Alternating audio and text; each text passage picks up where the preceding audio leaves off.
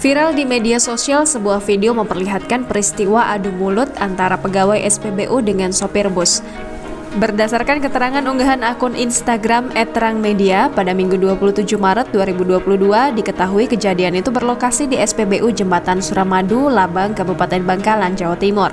Kejadian itu berawal dari pegawai SPBU yang melarang sopir bus mengisi bahan bakar solar lantaran salah satu penumpangnya ada yang merokok di dalam bus.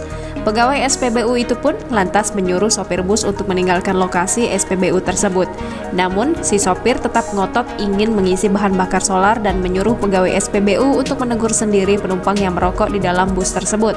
Alhasil, cekcok antara keduanya pun tak dapat dihindarkan. Hingga kini unggahan ini telah disukai lebih dari 270 warganet dan dikomentari lebih dari 50 warganet pengguna Instagram.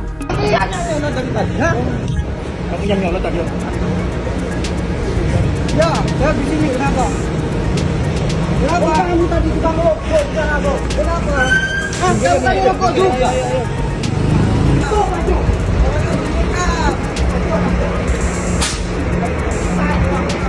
Saya tadi rokok juga. Enggak, Pak. Yang dibohong itu. Maksudnya kalau tahu bilang. Tegur orangnya. Gak usah mentah-mentah. Jangan lupa subscribe, share, komen, dan like ya!